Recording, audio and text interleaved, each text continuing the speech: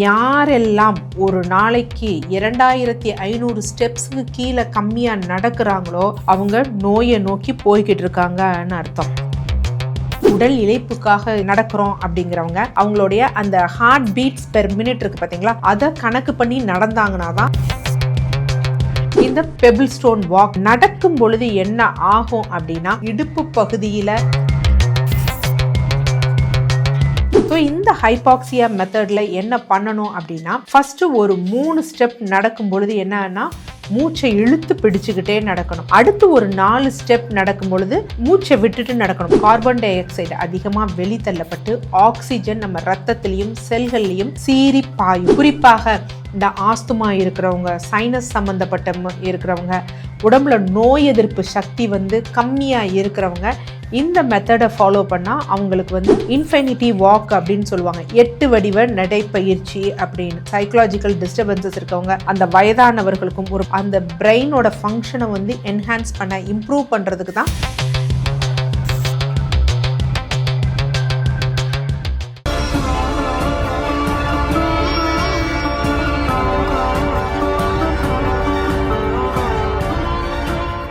TCH நேயர்களுக்கு வணக்கம். தொடர்ந்து நமது சேனலுக்கு அளித்து வரும் ஆதரவிற்கு மனமார்ந்த நன்றி. ஸோ இந்த பதிவில் நம்ம எதை பற்றி பார்க்க போகிறோம்னா நடைப்பயிற்சி. ஸோ நடைப்பயிற்சியை பற்றி நம்ம பல பதிவுகள் போட்டிருக்கோம். இதில் என்ன அப்படின்னா, என்னென்ன மாதிரி நடைப்பயிற்சி மேற்கொள்ளலாம், அப்படி மேற்கொள்றதுனால நமக்கு எந்த மாதிரி பயன்கள் இருக்குது அப்படிங்கிறத இந்த பதிவில் பார்க்கலாம். அதற்கு முன்னாடி நடைப்பயிற்சி ஏன் ரொம்ப முக்கியம் அப்படின்னா, நடைப்பயிற்சி சில பேர் சொல்லுவாங்க, நான் வாக்கிங் போனால் வெயிட் லாஸ் பண்ணிடலான்னு. ஸோ வெயிட் லாஸ் மட்டும் கிடையாது, அது ஒரு கம்ப்ளீட் ஹெல்த்துக்கு. நம்ம நடக்கும் பொழுது நம்ம கால்கள் மற்றும் நடக்கிறது கிடையாது, நம்ம ஃபுல் உடம்புமே பார்த்தீங்கன்னா அசைவுகள் கொடுக்கறது. ஸோ அப்போ ஃபஸ்ட்டு என்ன அப்படின்னா, நம்ம உடம்பு ஒரு இருகல் தன்மையை விட்டுட்டு எல்லா ஜாயின்ஸ்க்கும் ஒரு மூமெண்ட் கொடுக்கும். அது ரொம்ப முக்கியமான ஒரு விஷயம். யாரெல்லாம் ஒரு நாளைக்கு 2500 ஸ்டெப்ஸுக்கு கீழே கம்மியாக நடக்கிறாங்களோ அவங்க நோயை நோக்கி போய்கிட்டு இருக்காங்கன்னு அர்த்தம். யாரெல்லாம் ஒரு நாளைக்கு 4500 ஸ்டெப்ஸ்க்கு மேலே போகிறாங்களோ அவங்க ஒரு ஆரோக்கியமான இதில் இருக்காங்க அப்படின்னு அர்த்தம். ஸோ சராசரியாக ஒருத்தர் ஆரோக்கியமாக இருக்கணும் அப்படின்னா ஒரு நாளைக்கு 10,000 ஸ்டெப்ஸ். இந்த 10,000 ஸ்டெப்ஸ் அப்படிங்கிறது ஓவராலவே நம்ம நடக்கிறத வச்சே நம்ம இது பண்ணலாம். ஸோ இன்றைக்கி நிறைய அதுக்கு கெஜெட்ஸ் வந்துருச்சு. ஸோ வாட்சஸ் இருக்குது, அது மாதிரி நம்ம மொபைல்லையே கூட நம்ம மெஷர் பண்ணலாம், அந்த மாதிரி நம்ம எடுத்துக்கலாம். அது மாதிரி இந்த மாதிரி வாக்கிங் நடக்கும் பொழுது சில ஆராய்ச்சி தரவுகள் என்ன தெரிய வருது அப்படின்னா, சாப்பிட்ட பிறகு நம்ம நடக்கும் பொழுது, அதாவது கொஞ்சம் மைல்டாக நடக்கும் பொழுது யூஸ்வலாக இந்த ஃபுட்டானது, அதாவது இந்த கார்ப்ஸ் இருக்குது பார்த்தீங்களா, அது ஃபேட்டாக கன்வெர்ட் ஆகிறது குறையுது அப்படின்னு. ஸோ அந்த வகையில் அது வெயிட் லாஸ்க்கு இதாகும். அது மாதிரி காலை நேரத்தில் நடக்கிறாங்க பார்த்தீங்களா, அது நம்மளோட ஃபாஸ்டிங் பிளட் சுகர் லெவலை நமக்கு நார்மலாக வச்சுருக்க, அதாவது கரெக்டாக வச்சுருக்க ஹெல்ப் பண்ணுது அப்படின்னு. இது மாதிரி நடையில் பல பலன்கள் இருக்குது. ஸோ இப்போ ஒவ்வொரு இதில் பார்க்கலாம், ஏன் இந்த மாதிரி ஒரு மெத்தடில் நடக்கிறப்ப நமக்கு என்ன பலன் தரணும். அதில் முதலாவது என்ன அப்படின்னு பார்த்தீங்கன்னா, 2017 ஜப்பானில் ஒரு எக்ஸ்பெரிமெண்ட் நடந்தது. ஸோ அந்த எக்ஸ்பெரிமெண்ட்டில் என்ன அப்படின்னா, அதாவது நம்ம ஒரு நாளைக்கு இவ்வளோ நடக்கணும், இல்லை வாரத்தில் 5 நாள் 7 நாள் நடக்கணும், இத்தனை மணி நேரம் நடக்கணும், இத்தனை மணி நேரம் நடந்தால் தான் நமக்குரிய கேலரிஸை நம்ம பேர்ன் பண்ண முடியும், இல்லை பலன் தரும் அப்படின்னு நம்ம கேள்விப்பட்டிருப்போம். ஆனால் இந்த ஜாப்பனீஸ் எக்ஸ்பெரிமெண்ட்ல என்ன தெரிஞ்சது அப்படின்னா, ஒரு 3 நிமிடம் நல்லா பிரிஸ்காக நடக்கணும். அடுத்த 3 நிமிடங்கள் என்ன அப்படின்னு பார்த்தீங்கன்னா, நம்ம நார்மலாக ரெகுலராக நடக்கிற மாதிரி, ஏன்னா தொடர்ந்து நடந்தாலும் நம்ம டயர்ட் ஆயிடுவோம் பார்த்தீங்களா, அதனால 3 நிமிடம் ஃபாஸ்ட்டாக நடக்கணும், 3 நிமிடம் ரெகுலராக நடக்கணும். இது மாதிரி 5 முறை.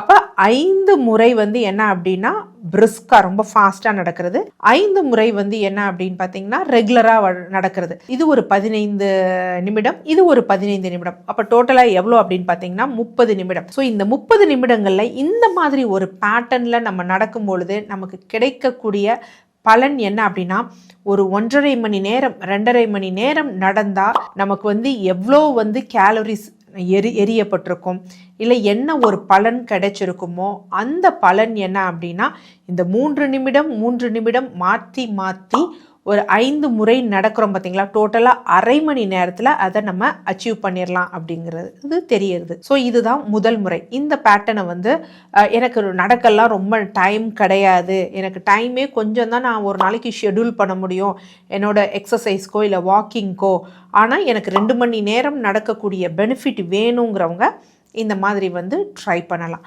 அடுத்து ரெண்டாவது என்ன அப்படின்னு பார்த்தீங்கன்னா ஹைபாக்சியா மெத்தட் அப்படிங்கிற ஒரு மெத்தட் வந்து இருக்கு. ஸோ இந்த ஹைபாக்சியா மெத்தட்ல என்ன பண்ணணும் அப்படின்னா ஃபர்ஸ்ட் ஒரு 3 ஸ்டெப் நடக்கும் பொழுது என்னன்னா மூச்சை இழுத்து பிடிச்சுக்கிட்டே நடக்கணும். அடுத்து ஒரு 4 ஸ்டெப் நடக்கும் பொழுது மூச்சை விட்டுட்டு நடக்கணும். ஸோ நம்ம இங்க வந்து எவ்வளோ ஃபாஸ்டா நடக்கிறோங்கிறத விட நம்ம சுவாசத்தை வந்து நம்ம ரெகுலேட் பண்ற மாதிரி வந்து நடக்கணும்.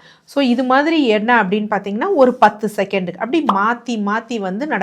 இது மாதிரி எவ்வளோ நேரம் நடக்கலாம்னா அரை மணி நேரம் நடக்கலாம். இந்த மாதிரி நடக்கிறதுனால என்ன அப்படின்னு பார்த்தீங்கன்னா கார்பன் டை ஆக்சைடு அதிகமாக வெளித்தள்ளப்பட்டு ஆக்சிஜன் நம்ம ரத்தத்திலையும் செல்கள்லையும் சீறி பாயும். நல்ல பிளட் சப்ளைல ஆக்சிஜன் இருக்கும் பொழுது அதோட பெனிஃபிட் என்ன அப்படின்னு பார்த்தீங்கன்னா இன்னைக்கு நிறைய பேருக்கு ஸ்ட்ரெஸ், அதனால செல்கள் டேமேஜ் அடையுது. ஸோ அந்த மாதிரி ஆக்சிஜன் நல்லா போகும் பொழுது அந்த செல்கள் டேமேஜ் அடைகிறது தடுக்கப்படுது. குறிப்பாக இந்த ஆஸ்துமா இருக்கிறவங்க, சைனஸ் சம்மந்தப்பட்ட இருக்கிறவங்க, உடம்புல நோய் எதிர்ப்பு சக்தி வந்து கம்மியாக இருக்கிறவங்க இந்த மெத்தடை ஃபாலோ பண்ணால் அவங்களுக்கு வந்து நல்ல இம்ப்ரூவ்மெண்ட் வந்து தெரியும். அடுத்து 3வது முறை என்ன அப்படின்னா எல்லோருக்கும் நமக்கு தெரிஞ்சது கேள்விப்பட்டிருப்போம், இன்ஃபினிட்டி வாக் அப்படின்னு சொல்லுவாங்க, 8 வடிவ நடைப்பயிற்சி அப்படின்னு. ஸோ இந்த 8 வடிவ நடைப்பயிற்சி நம்ம எடுக்கும் பொழுது என்னன்னா இது கொண்டு வந்ததே மெயின் எதற்காக அப்படின்னா இப்போ நம்ம ஏதோ ஒரு நோய்வாய்ப்பட்டு நம்ம ஞாபக மறதி அந்த மாதிரி பிரச்சனை, சைக்கலாஜிக்கல் டிஸ்டர்பன்சஸ் இருக்கவங்க, குழந்தைகளுக்கு வந்து கொஞ்சம் வந்து அவங்களோட அந்த காக்னிட்டிவ் பவர் கம்மியா இருக்கு, சிந்திக்கும் ஆற்றல் இதெல்லாம் கம்மியா இருக்கக்கூடிய குழந்தைகளுக்கும் அந்த வயதானவர்களுக்கும் ஒரு பயங்கரமா ஆக்சிடென்ட் போய் நினைவு மறந்து அடுத்து நம்ம ரிட்டர்ன் ஆகிறவங்களுக்கு அந்த பிரெயினோட ஃபங்க்ஷனை வந்து என்ஹான்ஸ் பண்ண இம்ப்ரூவ் பண்றதுக்கு தான் முதல்ல வந்து இந்த இது வந்து கண்டுபிடிக்கப்பட்டது. ஸோ இப்போ என்ன அப்படின்னா குறைந்த இடம் தான் இருக்கு, என்னால் இன்னைக்கு நிறைய பேர் வயதானவர்களால் வெளியே போய் நடக்க முடியல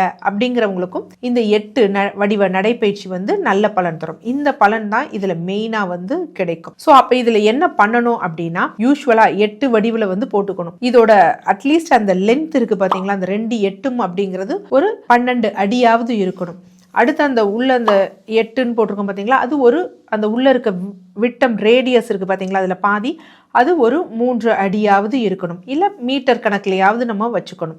ஸோ வச்சுட்டு இதை வந்து என்ன சொல்கிறாங்கன்னா இது சித்தர் நடைப்பயிற்சி அப்படிங்கிறாங்க, பட் அதற்கான ப்ரூஃப் எதுவுமே கிடையாது. அதே மாதிரி இந்த 8 அப்படிங்கிறத வடக்கு தெற்கு போட்டு போடணும் அப்படிங்கிறாங்க. ஸோ அப்படியும் கிடையாது, எது நமக்கு கம்ஃபர்டபுளாக இருக்கோ அந்த சைடு வந்து இருக்கணும். ஸோ எடுத்துட்டு என்ன பண்ணணும்னா யூஸ்வலாக இந்த 8 இப்படி இருக்கு அப்படின்னா அந்த 2 8ம் இந்த கிராஸ் ஆகுது பார்த்தீங்களா, ஸோ அந்த இடத்துக்கு பக்கத்துல ஏதாவது ஒரு சேரோ இல்ல யாரையாவது ஒருத்தரை நிக்க வச்சிடணும். நம்ம நடக்கும் பொழுது என்ன பண்ணணும் அப்படின்னா அந்த இடத்துல நம்ம வந்து கான்சென்ட்ரேஷன் வச்சுட்டே நடக்கணும். ஸோ ஃபர்ஸ்ட் ஒரு கிளாக் வைஸ் டைரக்ஷன்ல நடக்கணும், அடுத்து வந்து பாத்தீங்கன்னா ஆன்டி கிளாக் வைஸ் டைரக்ஷன்ல நடக்கணும். ஸோ இது ஒரு 15 நிமிடம் நடக்கலாம், அது ஒரு 15 நிமிடங்கள் வந்து நடக்கலாம். இதே இது வீட்டுல கம்மியா தான் இடம் இருக்கு அப்படின்னா ஒரு 3 அடி இல்ல 5 அடி கேப்ல 2 சேர் போட்டு அந்த மாதிரி நடக்கலாம். ஸோ இந்த மாதிரி நடக்கிற பொழுது என்ன பெனிஃபிட் அப்படின்னா என்னால வெளியே ரொம்ப நேரம் நடக்க முடியாது அப்படிங்கிறவங்க இதை வந்து யூட்டிலைஸ் பண்ணிக்கலாம். அடுத்து என்ன அப்படின்னா எனக்கு குறிப்பாக வயதானவங்க, இந்த அல்சைமர்ஸ்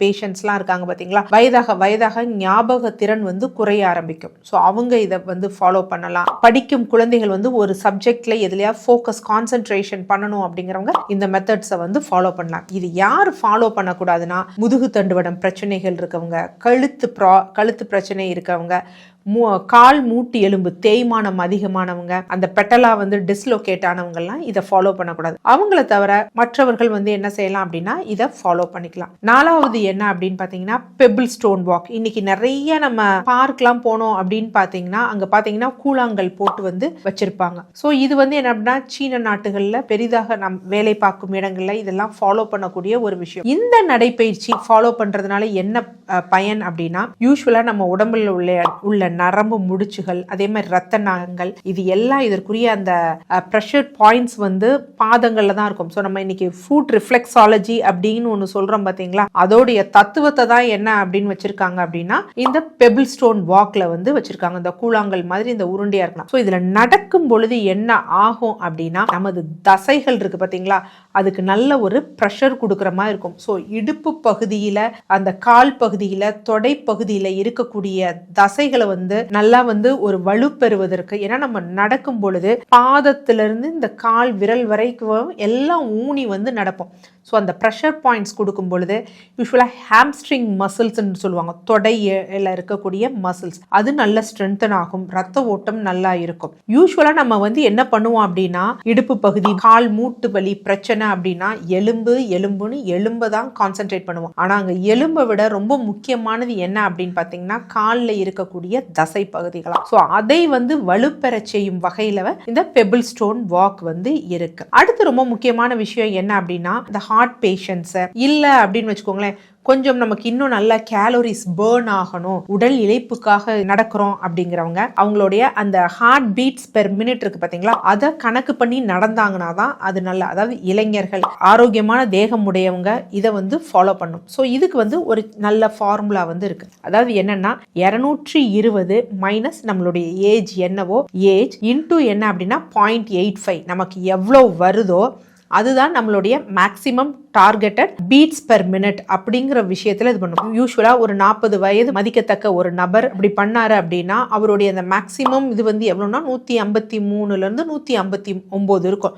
ஸோ அந்த மாதிரி ஒரு ஹார்ட் பீட்டை நம்ம டார்கெட் பண்ணி நடந்தோம் அப்படின்னா நம்ம மசில் ஸ்ட்ரென்தனிங்காக நடக்கிறோம், உடல் இழைப்புக்காக நடக்கிறோம் அப்படிங்கிறவங்களுக்கு நல்ல ரிசல்ட் தெரியும். அடுத்து கடைசியாக முக்கியமாக நடக்க வேண்டியது என்னன்னா, நம்ம எந்த அளவுக்கு நடக்கிறோம், எவ்வளோ கிலோமீட்டர் ஸ்பீடில் நடக்கிறோம் அப்படிங்கிறது முக்கியம். ஸோ நல்லா நான் நடக்கிறேன் அப்படிங்கிறவங்க, ரொம்ப நாளாக நான் ப்ராக்டிஸ் பண்ணிட்டு இருக்கேன், இன்னமும் எனக்கு நல்ல ரிசல்ட் வரணுங்கிறவங்க என்ன டார்கெட் பண்ணலான்னா 8 கிலோமீட்டர் ஒரு மணி நேரம் பெர் ஆர் அப்படிங்கிறதுல நடக்கணும். இல்லை ஆவரேஜாக நடக்கணும் அப்படின்னு நினைக்கிறவங்க 6.5 அப்படிங்கிறது மாடரேட், இல்லை சராசரியாக குறைஞ்சபட்சமாவது 5 கிலோமீட்டர் பெர் ஆருங்கிறதுல நடக்கணும். முடிஞ்ச அளவு நம்ம மேக்சிமம் கொண்டு வர்றதுக்கு 5 கிலோமீட்டர் பெர் ஆர் அப்படிங்கிற லெவலில் வந்து நடக்க வைக்கணும். அப்புறம் போக போக அச்சீவ் பண்ணணும். இப்படி நடந்தாதான் ஒரு நல்ல வந்து ஒரு பலன் தரும். ஸோ இதில் ஒவ்வொருத்தருக்கும் ஒவ்வொரு வந்து பெனிஃபிட்ஸ் சொல்லியிருக்கேன், யார் ஃபாலோ பண்ணலாம் ஃபாலோ பண்ணக்கூடாதுன்னு சொல்லியிருக்கேன். ஸோ அதை ஃபாலோ பண்ணி நம்ம வாக்கிங்கை நம்ம பண்ணணும் அப்படின்னா நமக்கு மேக்ஸிமம் பெனிஃபிட் கிடைக்கும்.